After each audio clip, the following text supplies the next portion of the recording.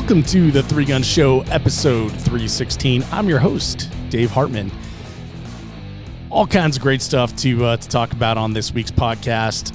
Ever since episode 312 last December, there has been exciting stuff going on in the upper Midwest three-gun scene, and our buddy Adam Maxwell is on the show to tell us all about them.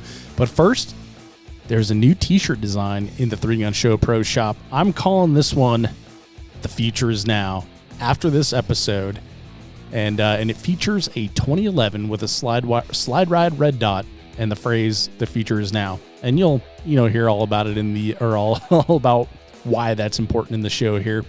But yeah, new design. And for you coffee lovers, I made the design a mug as well, and it's a camp mug, which I'm excited about. Can't wait to get mine in the mail. It's gonna be cool. There'll be links in the show notes, or just head straight to 3gunshowproshop.com. Pick a color, pick a size, place your order, and if you do, thank you. Now, enjoy this episode with Amax and I, where we talk about the updates to the divisions in the upper Midwest. Adam, welcome back to the show. Yeah, back at it. Yeah, 2022. Here we are. 24 months in the zombie apocalypse, and we're all still here. Most of us. And we haven't shot any of our ammo except at matches. Yeah, it's crazy. I've had the green tip loaded and several mags stashed strategically around the house, and I'm starting to forget where I place those mags because I haven't had to use them. I know, right? It's a problem. It's a problem. So how are you doing, my friend? What's new with you in the new year? Oh man, I'm good. As we record this, I and all my colleagues are not at SHOT Show. The corporate, well, we're not a corporation, but our company decided not to attend this year, strictly on a ROI evaluation. So strangely, we're all at home, not at a trade show. So, I've actually been focused quite heavily on USPSA lately, as I normally do in the winter, but I've been trying really hard to bump up my classification numbers. So I'm sitting at like 80% on my limited classification, trying to make M. I think I can get it done before the thaw. So, but slinging lots of 40 these days. Very cool. Yeah, I've been looking at my schedule as well. Oh, one thought on SHOT Show. There's actually some cool stuff coming out of SHOT Show, which I'm happy to see from the industry. Not typically, I guess, for as long as I've been paying attention. After the last panic, which was the Sandy Hook panic, there wasn't a whole lot for a couple of years. And not a whole lot of innovation, but people are still doing stuff, which is exciting to see. So all the panic dollars have been reinvested, or at least a lot of companies have.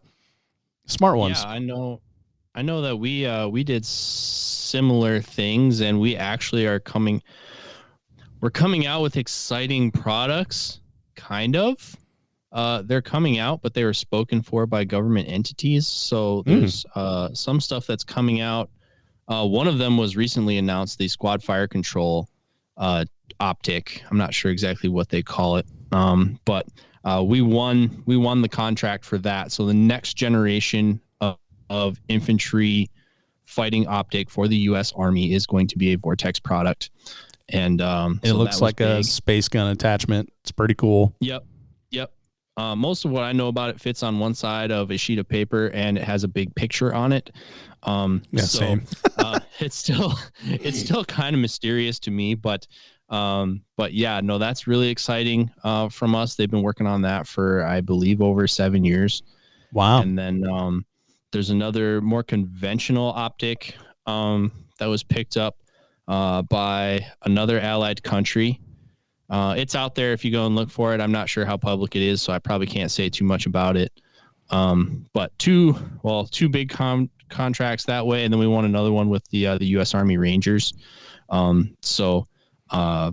Basically a sub version of the Razor 1-6 that you all know and love. but also will not be commercially available. So we came out with new stuff too. It's just it's not commercial stuff that we would launch at a typical SHOT Show. Bummer, dude. Well, there is consumer stuff coming. And so I have seen get launched throughout the year. I have seen 2 consumer things that came out, like the 6X magnifier for the red dots, which is kind of cool, and then the 6-36 Razor Gen 3, which is pretty badass. Yeah. I'm a pretty short range shooter, so I really don't know much about it myself. I recently got exposed to it, but yes, the PRS crowd is very excited about the 6-36. The turret system's upgraded on it. Much more intuitive to set than the previous version was. Optics are obviously improved, and we shaved some weight off of it. So like the trifecta of things you would hope for from a Gen 3. Yeah, it's exciting. So I've got the previous generation, the Gen 2, and it's funny because like as much magnification as is in that, and you personally proved that you can shoot 1,000 yards with a 1-10 that sniper match we went to. But as much magnification is in it, it's 4.5 27. Like I kind of wanted a little bit more when I was at the Vortex Extreme, because there was like an 1145 yard target or something like that. And I thought maybe that's just me being, a 3-gunner and not used to this game or something like that. But I've watched the NRL Hunter and the PRS crowd, and they're so super pumped about the extra magnification in the 6-36. It seems like it's going to be a big hit.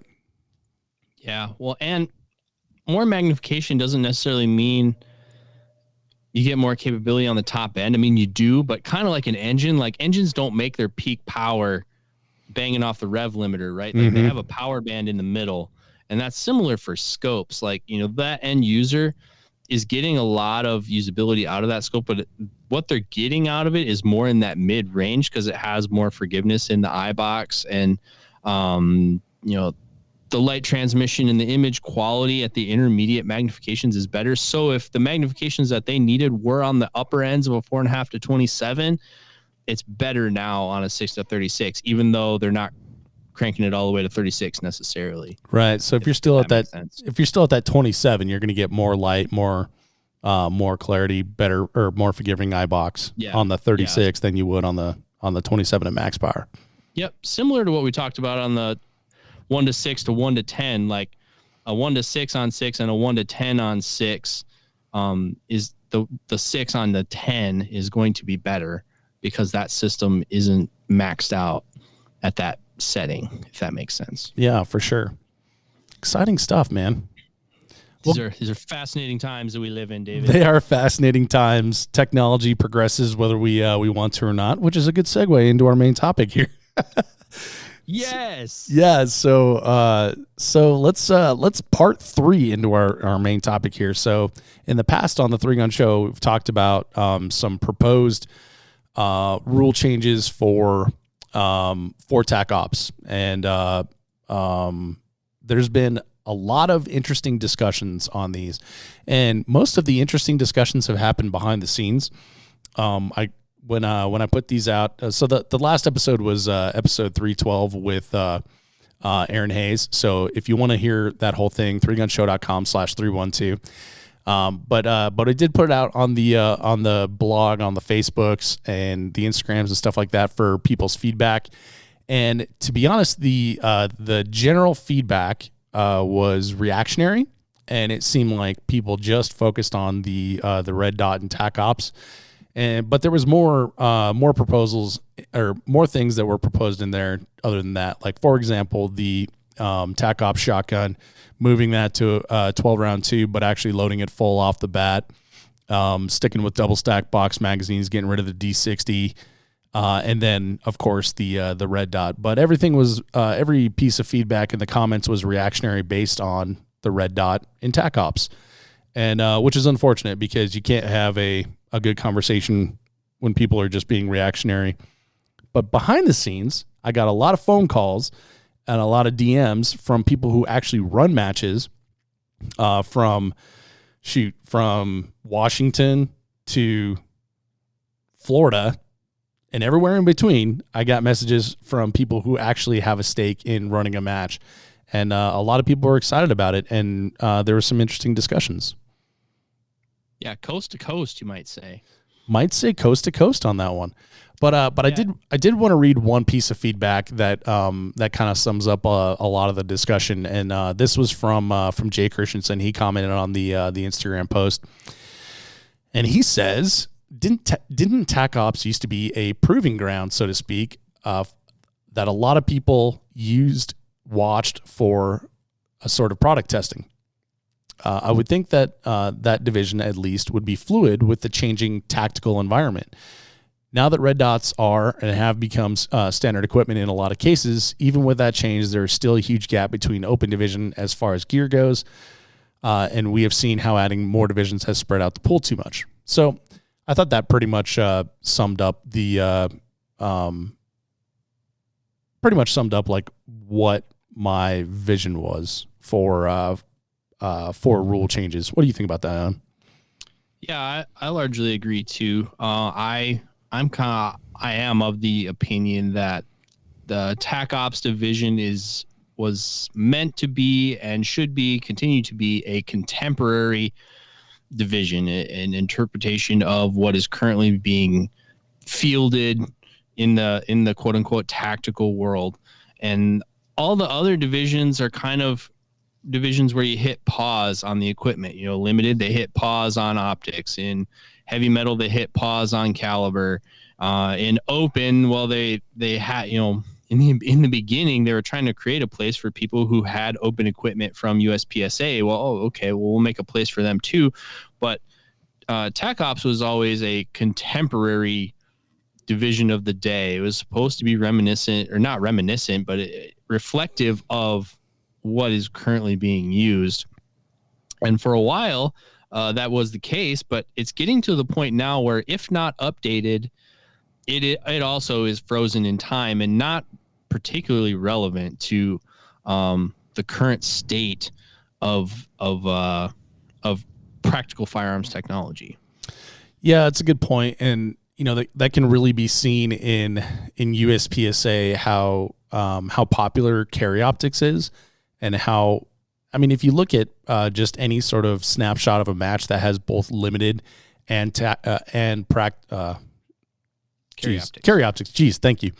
Limited and carry optics in it. Carry optics, drastically outnumbers limited, and it's only been around for a couple of years. So it's and limited is I guess the 2011 style pistol. For anyone that doesn't know, that's where your 2011 style pistol with iron sights, similar to what we shoot in 3-gun, but in 40 caliber, would lie in that area. So that's kind of where this all started. And then, like I said, I had various discussions with match directors. The very first person to actually call me was Mark Stevens.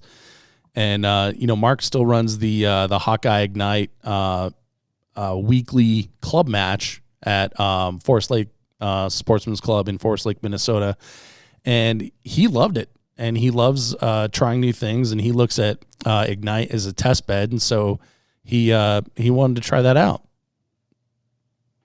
Yeah, shout out to my Hawkeye Ignite people. You know who you are, Kevin Harrington specifically. Yeah. But yeah, and when he decided that, or when he was just thinking about it, he called me, and I just happened to be on the front end of a 20-hour drive, and he's kind of like, "Hey, what would you think about this? Have you listened to Dave's show?" And of course, I was like, "Not yet. I was saving it." and he's like, "Oh, well, here's what he said," and I'm like, "Oh, thanks." Spoiler alert. But and he's like, "Would you consider doing this for JKM?" And I was like, there's the long pause, and I was like, "Yeah, all right." And so I was basically like, yeah, because I just kind of saw these conversations amongst match directors and sponsors have been going on for years. Mm-hmm. All these people who popped up when all this went public and were like, "I've not heard," you weren't paying attention, because it's been talked about for a while, and it was kind of like, everyone, one of those things that everyone knows what needs to happen. Nobody wants to be the first one to do it. Yeah. In fact, I'll get permission after the fact here. So that was one thing that Aaron said to me after we ended the show. He's like, it sounds great. He's like, but I'm not going to be the first match to do it. He's already got a successful match that sells out every single year in Texas 3 Gun. So he's kind of at the point of like, well, we got the sauce. We don't want to change it, but. Well, and I think he's already got people registered for that match for this year, does he? Yes. Not? Yeah, that was the other thing is at that point, people were already registered for it. So yeah, he's already got a sold out match on an established pretense, so, he is in a tough spot. If you were going to make a change like that, he's really kind of stuck. No, totally understand. But at the same time, a week later, he sent me a Facebook post from Blue Ridge. So Blue Ridge is back for 2022. Exciting news. They're going to be at Clinton House, which apparently all matches are at Clinton House this year. There's at least 4 that I know of. There's Clinton House is the new Vegas. Clinton House is the new Vegas. So there's it's interesting. Like I kind of wish I lived over there because they got some really cool matches coming. So they have they have Blue Ridge. They've got USPSA Multi-Gun Nationals, it sounds like. They have, I believe Tar Heel 3 Gun is going to be there. Tar Heel 3 Gun is making a comeback and going to have a match. And then the Pro-Am that Donnie Flo puts on. So Donnie Flo is doing the Tar Heel and Pro-Am. Yeah. So anyway, 4 big matches at Clinton House, which is cool because it's a good venue. So Aaron sent me this, and I rubbed my eyes, and I'm like, oh my God, Blue Ridge is putting dots on pistols. It's crazy. So they've added a new division, and it's called Practical Optics. And let's see. So the rules are, I wouldn't take all this for gospel right now because there's a lot of conflicting things in the rules right now. So I don't think it's a complete finished product right now. So maybe this is a draft I'm looking at from their website, but it says in Practical Optics Division, handguns with a slide-mounted red dot may be used in Practical Optics Division. The red dot sight may be mounted or must be mounted between the rear of the slide and rear of the ejection port and may not be mounted to the frame, which is basically exactly what we were talking about. So they actually changed some things up for the rifle as well. Practical Optics allows the use of rifle supporting devices, i.e. bipods and sandbags, with the following stipulations. Bipods must be attached during the entire match and must be completely compressed and folded parallel to the rifle barrel at the beginning of the stage. That I think is unique and interesting. And then let's see. They've done away with their 9-round max on shotguns. In one part of the rules, and in another part of the rules, it says max 9 rounds. So I'm not exactly sure what the capacity for shotgun will be in Practical Optics, but they've got that division out there. So there's another one. Yeah. And so like I said, so I went on this drive and I listened. I totally interrupted your story. I'm sorry. No, not at all. I'm just revisiting it now. But yeah, so this is going on in the background. And I listened to the show. I listened to the show at, I don't know, 1:30 in the morning while I was driving across Colorado of all places. And I got to the part of the show where Dave says, this is just my opinion. This is just what I think. And I'm not in a position to implement any of this, but I just propose this to the community as a direction we should go. Mm-hmm. And I, in my very caffeinated yet drowsy state, was like, well, maybe Dave's not in a position to implement this, but I am. And so the next morning when I stopped for gas in Breckenridge, I flipped the selfie phone out and I announced that JKM was going to be allowing this in TAC Ops. And I've kind of gone dark on social media for, post-COVID, for reasons we won't get into. But like, I haven't been paying attention, but I will just swing by, drop a bomb, and then peace out. Post and ghost. That's what Joe Rogan calls it. Yes, post and goes. That's my move. But my DMs exploded after I announced that. Was that on the AMAX channel or was that on the JKM channel? I believe I posted on the JKM. Kind of like, all right, this is what we're doing. I've done stuff before with that match where people said that's not a good idea. You shouldn't do that. Blah blah blah. And I was like, well, I'll try it. And if it works, cool. And if it doesn't, oh well. Well, you were one of the first matches to have no open division, but a 2x4 division, right? So 2x4 open. And that seems to have worked out. And the interesting thing is that in the shoot-off, a lot of people have decided that, the pistol is the way to go anyway. Yeah, exactly. I mean, it started off as a way just to get enough people that open would be a viable division. Now we're just going to recognize open as a 3-gun division. But subsequently, kind of out of all that, there was a lot of commentary floated in my direction. I was on my way to a match, and some commentary was floated in my direction. Some of it was beyond my earshot, but I did hear about it. I know who you are. But and here's the thing, like the commentary that I got on it was overwhelmingly positive. Yeah. Let me say that again. It was overwhelmingly positive. People saying, yes, absolutely. Thank God. Finally. There were some very vocal people who were saying no for various reasons. And they were very vocal on Instagram. Some of them were very vocal in my direction.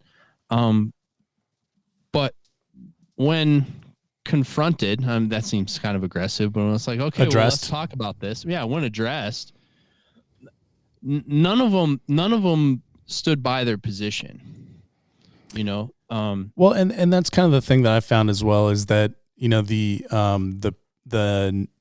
NACE, and I want to get back on track and, keep her talking about what the good things are, but the naysayers didn't really have a reason other than don't change it. This is the way we've always done it.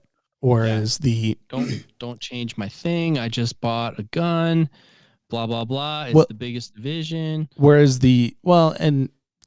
so whereas the people that were open and receptive to it actually talked it through and asked like, well, what do you think the implications are of that? Do you think people are coming in, and a lot of people that I spoke to ran club matches, and a couple people actually put out surveys to their people, and overwhelmingly they wanted, specifically everyone focused on the red dot and tack, but there's other things that I propose as well. Come on, people, look at the other things. But it's like dating a hot chick, you get no attention. But they put out those surveys, and overwhelmingly people were welcome to having red dots in TAC. And when I talked to like the club match directors, and there's a club match director I talk to in Colorado all the time, they get guys and gals that want to come shoot and don't want to jump in open because they have a TAC shotgun, a TAC rifle, and then their pistol is a polymer pistol with a red dot. Yeah. So they don't want to go to open for the same reason that people don't want red dots in TAC. Yeah. Except one of them has a fighting chance and the other one doesn't. Yeah. So anyway, of the people that like I said, talked through it, the response was overwhelmingly positive. Yeah. And so like, I mean, if you look at the direction that the industry's going, if you look at the direction that law enforcement's going, if you look at the direction that the military's going, mm-hmm. if you look at the direction that other shooting sports are going, Area 2, USPSA, the 3 largest divisions are open, limited, carry optics. Yep. In our area, now everyone's going to say like Vortex, blah, blah, blah. Our area has a very active USPSA demographic outside of insulated from Vortex. Are by far over 60% of the people that show up carry optics. Like, Well, and the match that you were on the way to was the practical competition shooting league. Thank you. I always forget what the C is. Practical competition shooting league.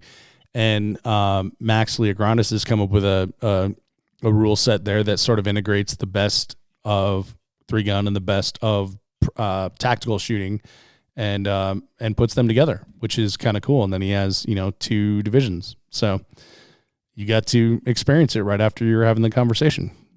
Oh yeah, and so I think kind of what resulted out of all that, when I got back to the office and Travis was like, "What are you doing?" Actually, I didn't even get that far. He called me. It's like, "What the H are you doing?" And he's like, "What if this and what if that?" And I'm like, "Don't worry about it. It's fine." But he like calmed down. He's like, "Oh, you have a plan?" I'm like, "Yes." And then I get back to the office and he's like, "What we really need to do," I mean, his idea was far bigger than mine. He's like, "What we need to look at is IPSC modified division." Yeah. So in fact, that was one of the things that Aaron mentioned in the podcast, right? And yes. So I didn't have red dots on my shotgun, but Aaron was saying you're getting dangerously close with loading your tube full to being near IPSC modified. Yeah. And to be honest with y'all, I wasn't crazy about that idea at first, but when you start to think about it, and you start to think about how bummed we are of a lack of a pathway to the long gun world shoots from the United States, like bringing modified into our wheelhouse is probably something that makes a lot of sense, especially if people want to participate in international IPSC at the shotgun world shoot and at the rifle world shoot. Yeah. The first time I even heard of modified was when Lan Win from Distant Arms shot it at the last world shoot. And I thought, what is this? And I had no idea that it even existed, because I'm an American and America only exists in my mind. I'm just kidding. But there's other things. I had no idea that there was an IPSC modified division. And then in several discussions I had with Aaron Aaron Hayes afterwards, it sounds like a really cool division. Yeah. And so essentially, I don't know how much about that I can say, but something like that has been proposed to a very, very, very, very prominent sanctioning body in our sport as something that should be added to the multi-gun rules. And I kind of think that's the way to go, because Travis and Ruben they were right. And they're like, well, if you butcher tack optics, they're going to come for you with the torches and pitchforks. But if we just do modified division, well, that's its own thing. And you didn't wreck the old thing that everybody likes. You can choose to recognize tack optics or not. As a match director, as a match director, you can recognize whatever divisions you want. You just, changing tack optics might be, that might just be a bridge too far. But introducing modified in its place, or as something that people can accept or reject and go from there, that seems like a more viable option. And I think that's kind of the route that a lot of us are going to go. And I like that. I personally think that tac ops should be changed, just because I don't think there's enough participation in 3-gun for 10 divisions, right?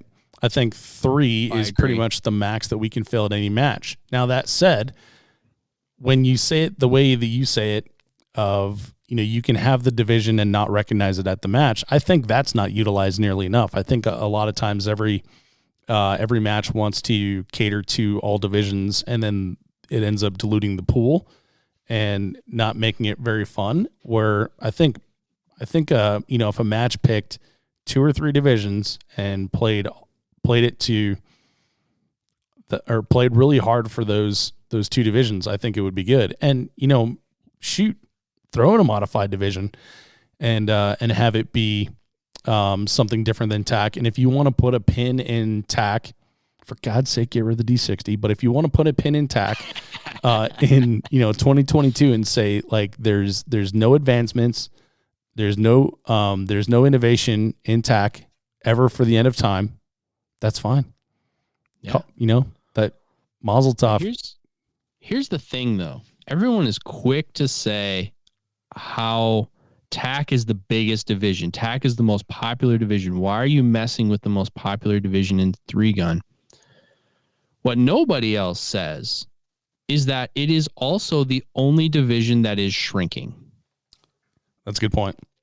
It is the only division that is hemorrhaging competition. Open is growing by leaps and bounds. Limited is growing a little bit. Heavy is growing a little bit when it's encouraged. But like participation in TAC optics is not growing. Yeah. It is still the biggest division, but not for long. I mean, we already did the premier division is the open division now. And a lot of people left in TAC optics are like, where did all the competition go? And they're moving to other divisions as well because they want to follow that competitive vigor. So the argument that TAC's the most popular division, therefore it's shouldn't be changed. That's living on borrowed time, because then when it's not the largest division anymore, then what's your argument? Yeah. I think that's a really good point, Adam, and not something that I had been able to articulate before. It's not that there's not a lot of people in TAC, and it's not that there's no participation in TAC. It's not that people that shoot TAC don't like TAC.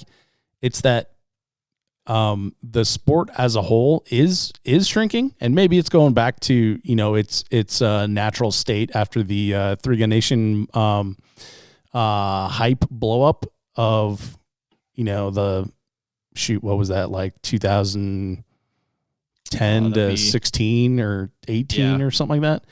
I was on the show 16, 17s, and it was at least 3 or 4 years before that. Yeah, so maybe 2013 to 2000, whatever. But anyway, so 3-Gun Nation brought a lot of excitement to 3-Gun, and a lot of people that would never have known about 3-Gun or never have shot 3-Gun came out to shoot 3-Gun. But we don't have that hype machine now. So how can we entice people who do want to shoot 3-Gun to come shoot and stay with the gear that is modern and shoot? If you're proposing, adding a new division instead of changing TAC, I say go for it, and I will predict in 3 years that it'll be either the largest or second largest division, and I don't think it'll be second behind TAC Ops. I think that it will be more popular than TAC. Just as what we've seen in carry optics. Well, in our case, in the upper Midwest here, to be clear, some people are like, we'll add a new division, a separate division for that. We're talking about, yes, there's going to be a modified division, but at Kirkwald, and I think I can speak for the Wisconsin State Championship too, there's not going to be a TAC optics. There's going to be limited, modified, and open. Interesting. Or at JKM, there's going to be modified and open. Interesting. Okay, so, that's pretty cool, right? Because USPSA does a similar thing where they have like their iron sight nationals and their dot nationals or whatever they call it. Yeah, optics nationals. That makes sense. And for again, I attribute this idea to Jay Christensen and James Gill. It'd be sweet if like there was a match with one division and lump everyone in there, and as we talked in the past,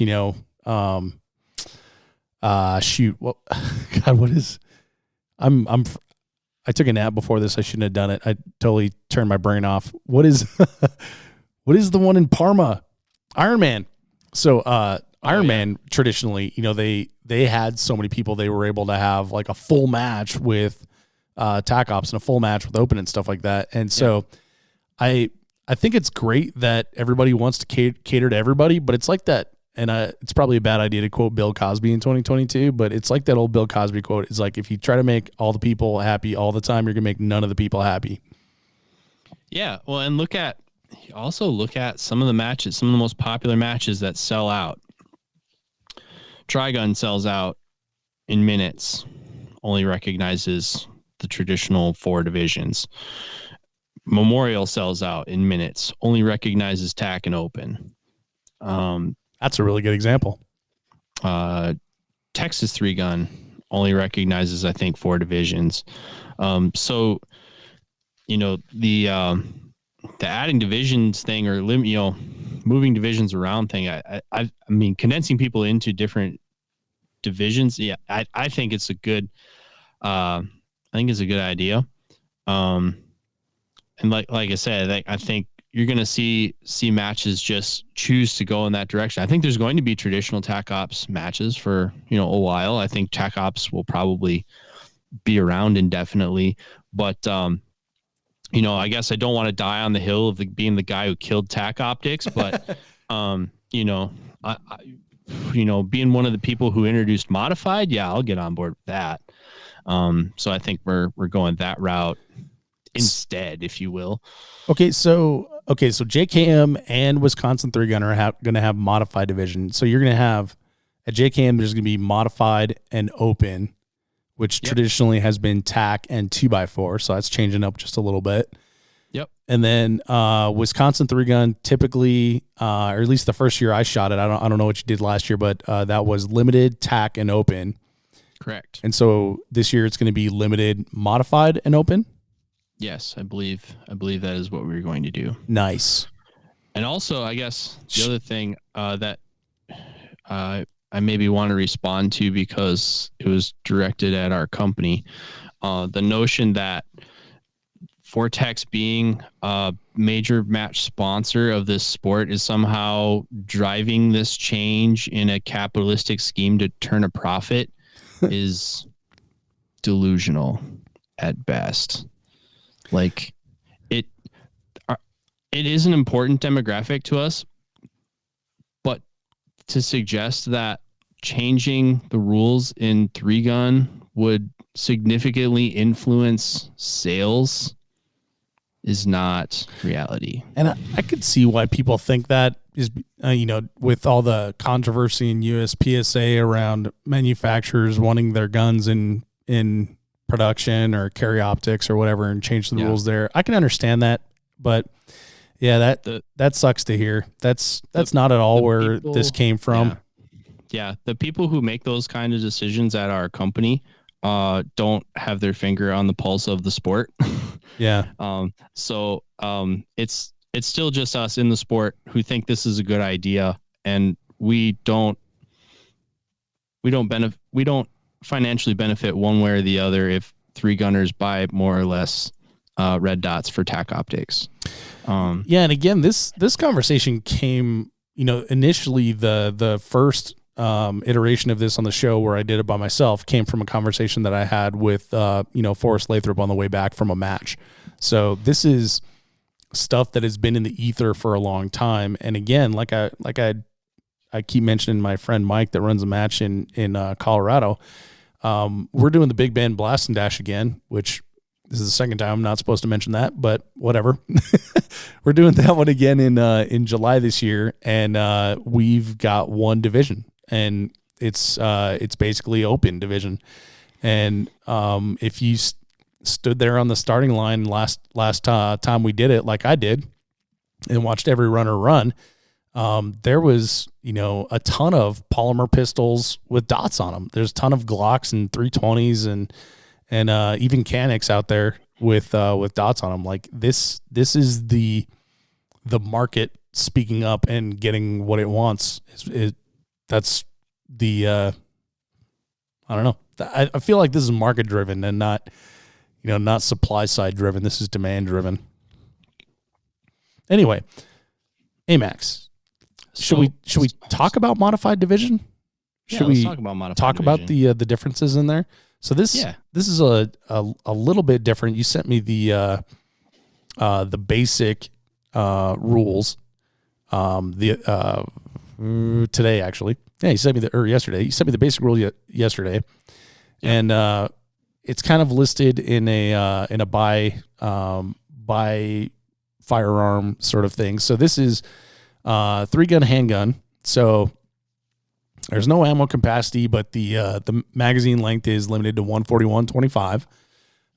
Barrel porting not allowed. Compensators not allowed. Optical sights are allowed. No bipods, LOL.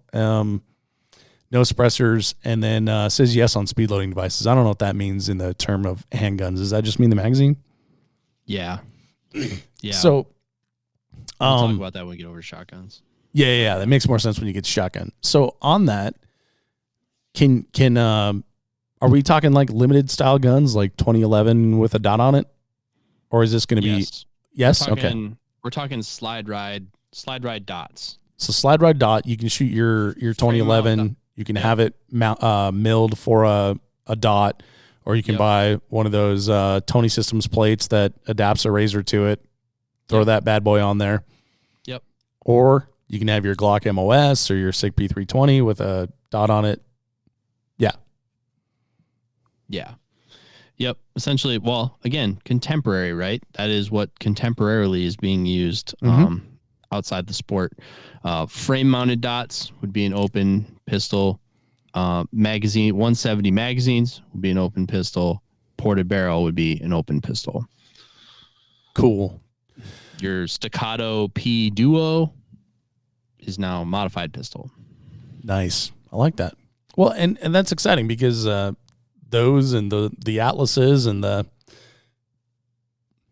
everybody else that makes a 2011 they've been putting a lot of dots on pistols. It's like what the market is demanding. Yeah, Atlas Gunworks. I mean, for being a competition inspired company, their number one selling model is the Athena, the non-ported 4.6 inch dot model, slide ride dot model. They sell hand over fist over all the other ones. And there's no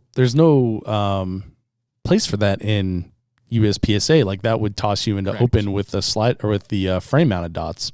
Correct. And the fact that that's interesting that's their number one model. My understanding is it's all the cool guys that take classes for entertainment. And those. Yep. Yeah, I follow a lot of those people on Instagram, and that's where a lot of this came from. Is that whole conversation of like, look, these guys out there have nicer gear than we shoot in TAC Ops. Yeah. Yeah. I mean, look at here's some clickbait. Look at a Lucas Botkin. Okay. Well, whatever you think about him, people that shoot like him, people that follow him or, are in the same lane as him, they don't currently compete, but they are essentially doing the same thing. Yep. They're applying competition-like training to whatever it is that they do, but they're honing the same skill set. And those are people that could be our people, and for a niche sport that wants to get bigger, why would we not try to include those people? Totally understand. All right. So on the rifle, no firearm restrictions, no max ammo capacity, no magazine length restriction. Compensator, yes, max 1 inch by 3 inches. Optical sights, yes, max of 1. Use of bipods, yes, with 2 stars, see below. No suppressors, and yes on speed loading devices. So 2 suppressors says if used on a stage, a bipod must remain attached throughout the entire stage. I like that. Yeah, and I like that if used. Like I like the Blue Ridge thing where they say it's got to stay attached through the whole match. I get it, but I still kind of like being able to take it on and off. But I also like that we're giving a support device, but it's not all the support devices. The idea, and that's one of the things that people jump in with. Well, why is it's practically open? Well, it's like, no, you have a bipod. What we don't want in this, we want to eliminate tripods, bags, kneeling bipods that you can use for 2 targets and then drop. Yeah. Yeah. Multiple bipods, brakes, multiple dots on optics or multiple dots on or optics on guns. The guns are still very different. So giving them a support device is different than giving them all support devices. The open division is the anything goes division. This division is the some things go division. Mm-hmm. But still, and it looks like it's slotting itself between tack and open. Right. I like that. Right. Or limited and open, I mean, that, Mm-hmm. which is kind of where, it was supposed to be. Right. Yeah. And, like I said in the previous podcast, like, tack and limited have gotten way too close and they needed some separation. And so I got to ask on this one, it doesn't specifically say drum mags. Do you know the answer on that one, or is that TBD? I believe that's TBD. Okay. If I have a vote, I'm going no. I don't know. I would not care to comment on that. We'll determine it. Well, okay. So if you're going to JKM or Wisconsin, be sure to look at the rule set there before you go. I'm guessing it'll probably be okay, or it will be explicitly written in the rules. I'm sure it'll be in the rules. All right. So shotgun. All right. Pay attention, everyone. Hang on. Let me get excited here. Yeah. Maximum 13 at start signal. The day has come. What's that? We did it. The day has come. The day has come. Let me ask you, Amax, if I call you up and I'm like, hey buddy, there's this new dirt bike race that we're gonna go to, and I want you to come, but real quick, you should know you can only put 1/3 of a tank of gas in your tank before you go, and you got to refuel just as soon as the race starts. What would you say? Yeah. It sounds like enduro.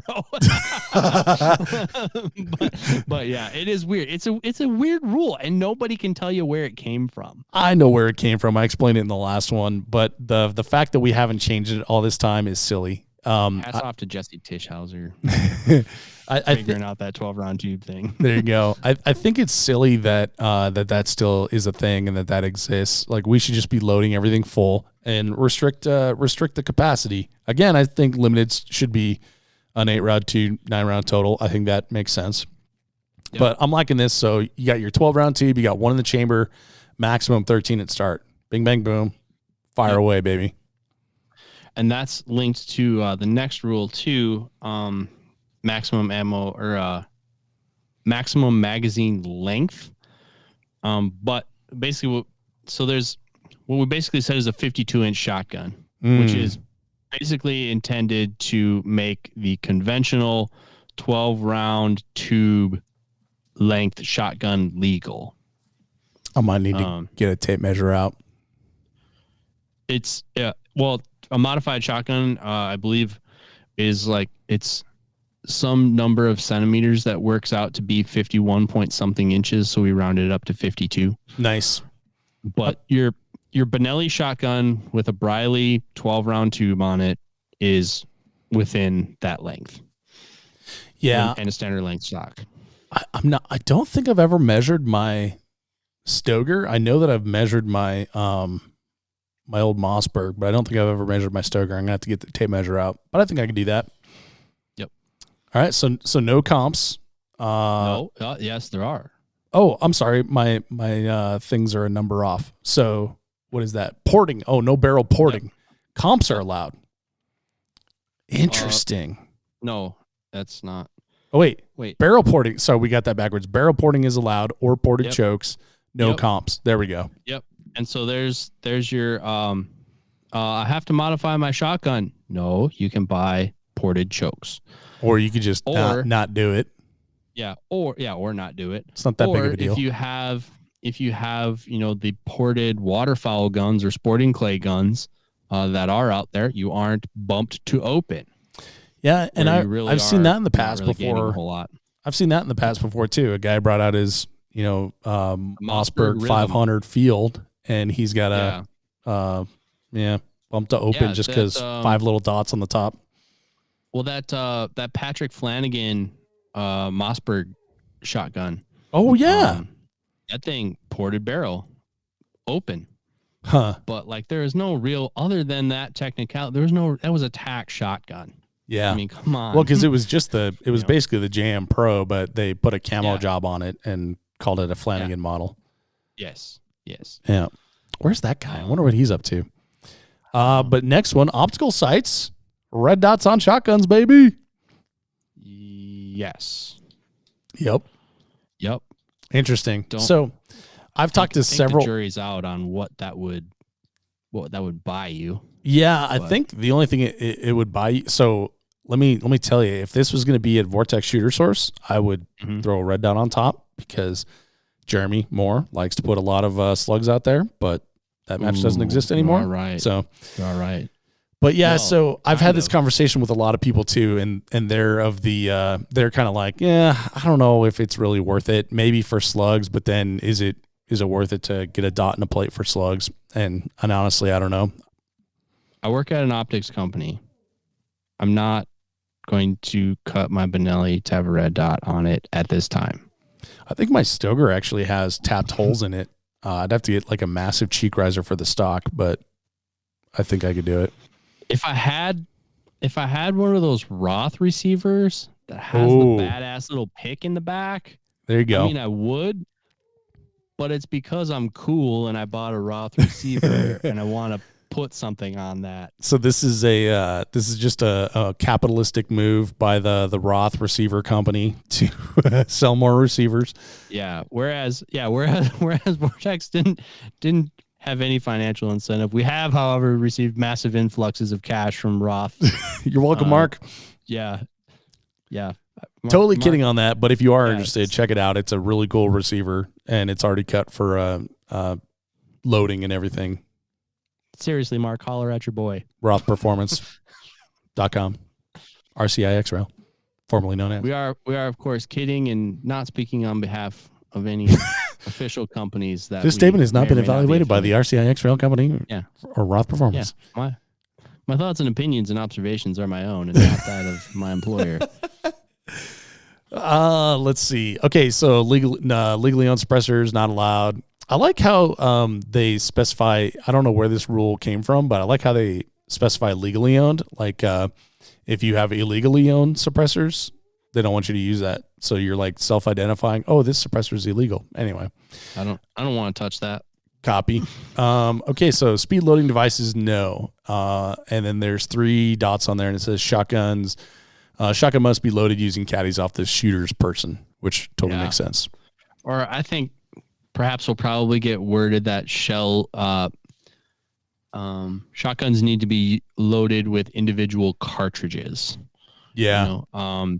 Not so in speed loading devices in handgun and rifles, like we have magazines, ammunition. Yeah. Ammunition loaded into a magazine that's loaded into the gun. In a shotgun, you need to load individual cartridges, i.e. you're not using the stick loaders. Yep. That makes sense. Well, that's exciting. Yeah. So I think it's cool and I think it's going to catch on. Not gonna lie, when I decided to do that for my match, felt pretty lonely for a while. Nobody wants to be the first, you know. I've talked to that guy. I've talked to several big matches that said, when there's steam, I'll catch on to it, but nobody does want to be the first for sure. Now, club matches, I've gotten a lot of great feedback from club matches, and I think that, like you said, it's going to be lonely for the first year here, but I think once that catches on and it's popular in club matches, it's going to feed it up from the ground level, grassroots, baby. Well, yeah, and perhaps the reason we're recording this right now and we're so excited about it is because yesterday I got a phone call from a very, very, very prominent match director of a very, very, very successful match. Do you want to tell us who? He asked me not to at this time, but it will be revealed very soon. Okay, so we'll record an addendum at the end. But yes, and if we can fit it in, we'll fit it in. Sorry, go ahead. Yeah. So he calls me up and he's like, and I'm like, oh God, because this particular friend of mine has tried to talk me out of these kinds of things in the past. So I'm like, here we go. Here's the latest red dots on the pistols. All right, Yeah, they weren't real excited about 2x4 in your match. Is that right? No. Yeah. Okay. Nope. Well, I don't recall that. There's some other stuff. I don't even remember now.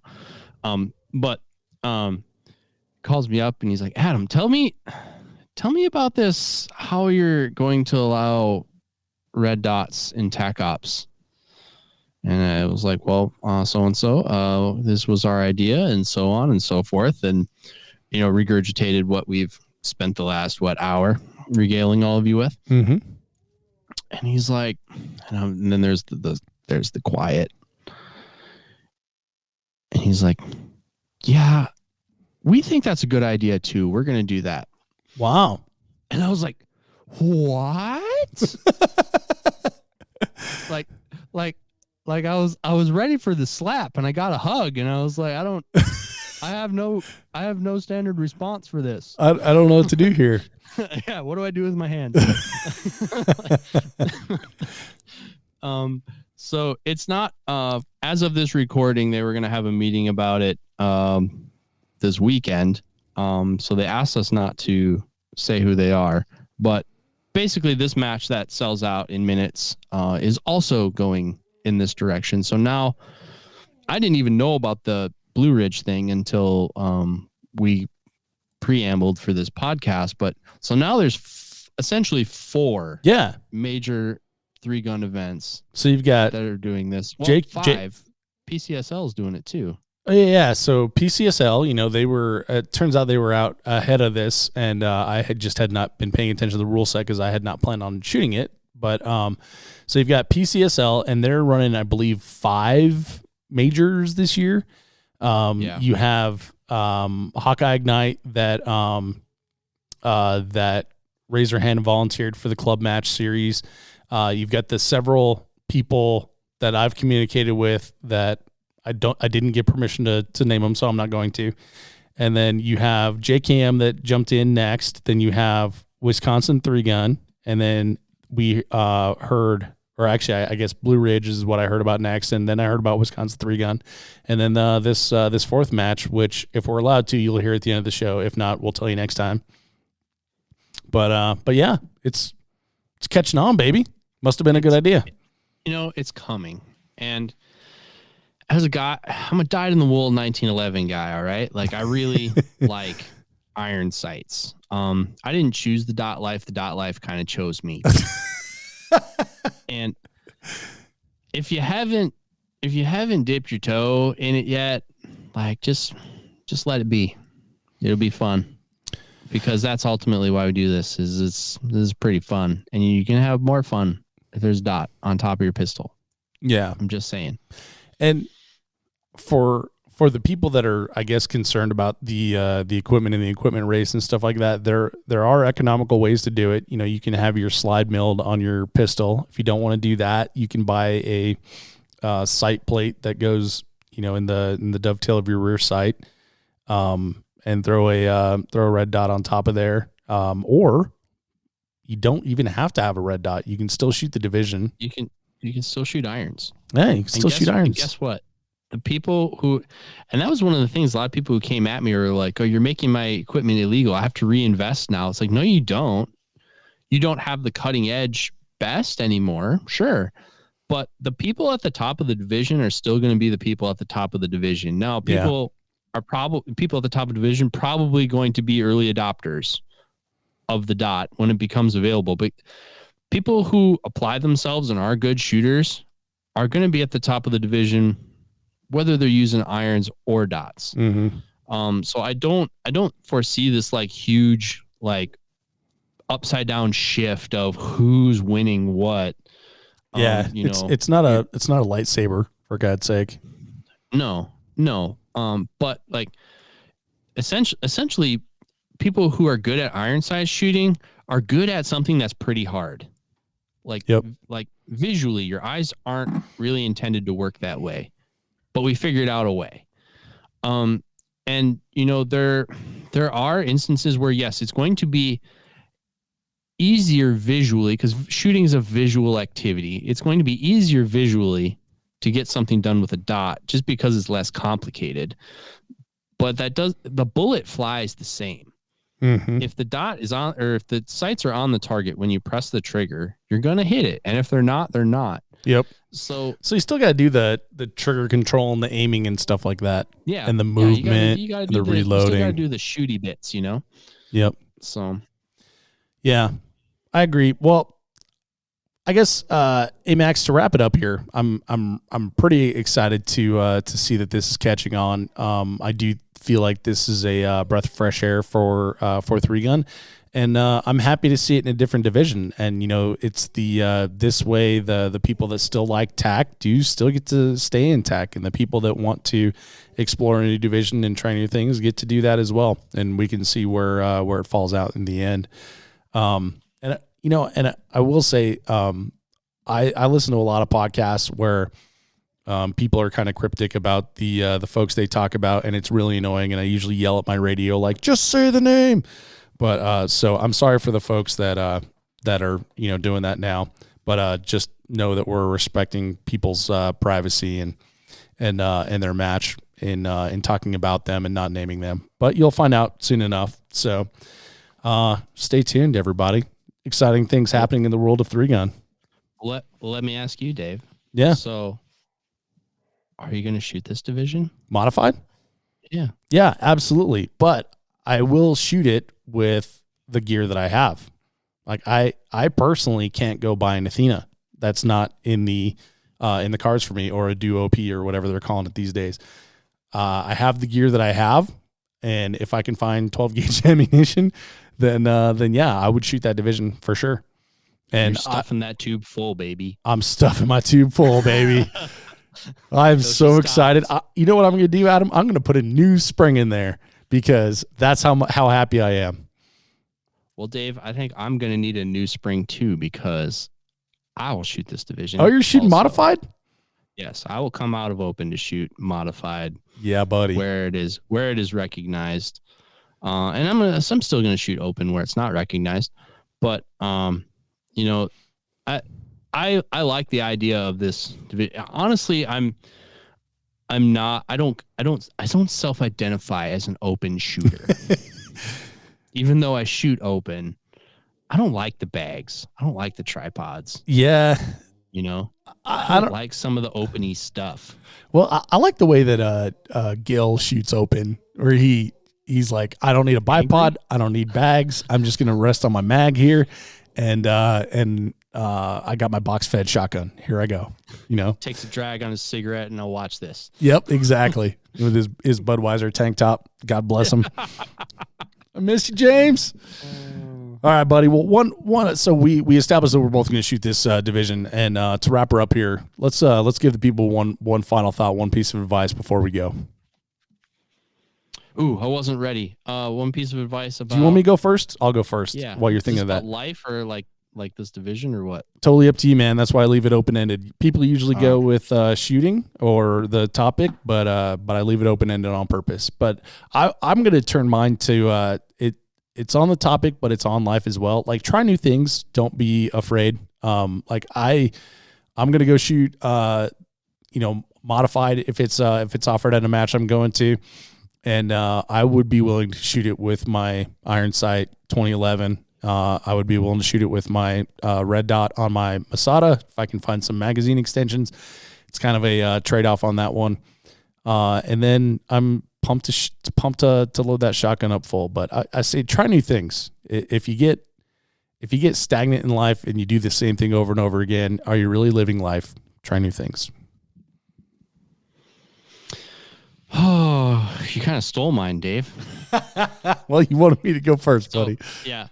So I would say, to keep it on shooting, as you are gearing up for the 2022 season, if doing well is your goal, I would propose to you that the percentage of the match finish that you are looking to get. So if you're looking to be in the 80th percentile, the 90th percentile, the 70th percentile, I would say wherever your target is to finish at a match is directly proportional to the importance of the discipline and execution of the mental game. So if you're looking to finish in those upper tiers of the sport, I would invest yourself in that part of the sport. There are people who are putting out information on that, Anderson Shooting being one of them, but the matches are won and lost in the dry fire and the performance journals and the match prep that goes into the match. And so if you're looking to do well on the list, look at and work on yourself. Gear's great, but you are the one that gets that score. So that would be my tip to you. I love it.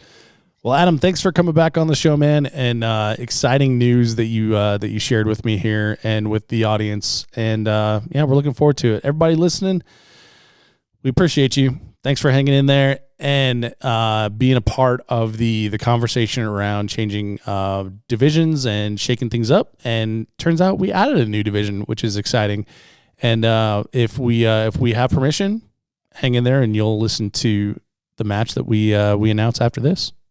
Yeah, it's 2022, people. It's only getting better from here. All right, Adam. Bonus content. Bonus time. Bonus time. Okay, so we hinted at it. We teased it. We got permission. You made it this far. Make sure you like, comment, hit that subscribe button. Yeah. Buy some merch. do all that good stuff. And exciting news. Bad advice for you. Exciting news. What is the match that is going to be the fourth match? Yeah. So the match whose name we changed to protect the innocent. We did get permission. We were speaking of the Trigun. The Minnesota Trigun match is the other one that is considering rules in this vein. They're not, I don't think they're going to go so far as to call it modified and do what we talked about. But from what I heard talking to Jomar, they are talking about full tubes, yes, red dots on handguns, that kind of stuff. I do not want to speak on their behalf as to exactly what their rules are going to be, but I have it on very, very good information that their rule set is going to move in that direction for 2022 as well, and they have endorsed us saying so on their behalf. Well, that's exciting stuff. It's I'll be honest, I didn't expect people to change for 2022. I thought maybe we would do like a consideration and then roll it out in 2023. But man, I'm excited to.